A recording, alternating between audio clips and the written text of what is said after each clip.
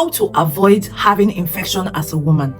How to avoid having infection as a woman. I want to take you through just little steps, few steps that you can take to avoid getting infections, having infection as a woman. I realize that a lot of women have had infection, or they're having infection, they're facing it, they're struggling with it without even, getting to know why it is reoccurring.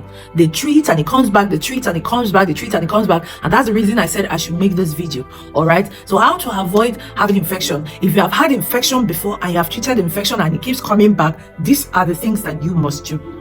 Number one, make sure that you don't wash your underwears and keep them in the bathroom to dry cold. Yes, because when your panties dry cold, the bacteria on your panties does not die off. They don't die off. You understand? Because a woman, I am not a medical personnel, but it is what I know because of the information that I've gotten. All right. So women naturally have discharge. All right. When we discharge, we bring out yeast. All right. So that discharge, will have some bacteria that is released when you wash with soap is not enough. Soap and water is not enough to kill the bacteria that you have released in that panties that you wore. So what you need to do is, even after washing, you need to not dry it cold in the bathroom. You don't need to hang that panties in the bathroom. All right. Number 2 step, always hang your underwears under the sun or iron them before you wear them. Iron them before you wear them. All right. So that bacteria that I just talked about can die off. So when you wear the panties that you have washed back, you will not reintroduce bacteria that will cause infection for you. Number 3, always change your pads regularly. Like, don't wear one pad throughout the day when you're on your period. This can cause infection for you, because what you are releasing as waste is waste. Anything waste is not good. You will have infections, especially if you're not using good pads, or in fact, whether you're using good pads or not.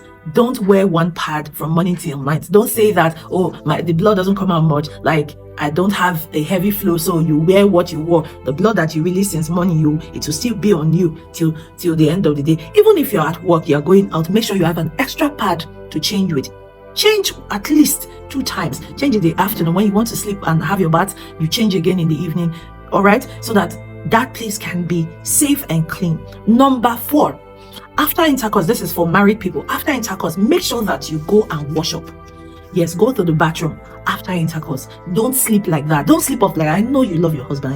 I know you love your husband so much. You just want to, after intercourse, you just want to cuddle and sleep off. My dear, go and urinate. After urinating, wash up properly so that you don't have an infection. All right. So this is number 5 now.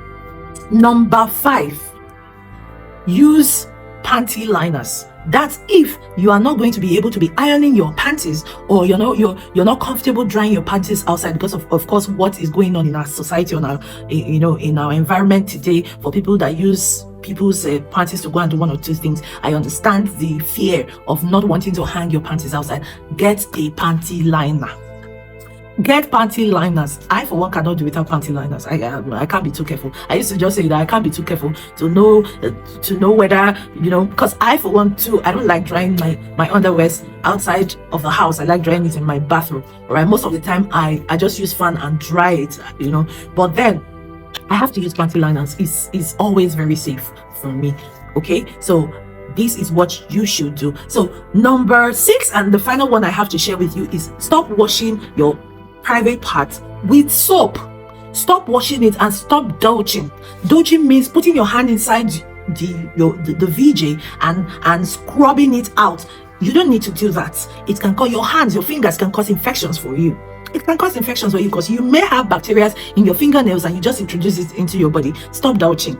All right, stop douching. The VJ cleanses itself. There is a natural mechanism there. God put it that way that after a while it will cleanse itself. It just cleanses itself. Allow it to cleanse itself. The only place you have to wash is the outer part of the VJ. Wash it properly. You can get a good soap-free VJ washes. We have them all over the place. I can recommend one for you. There's one that I use, the Oriflame that I use. Yeah, feminine wash. Yeah, that's what I use. So you can use that one. I know that it's very safe.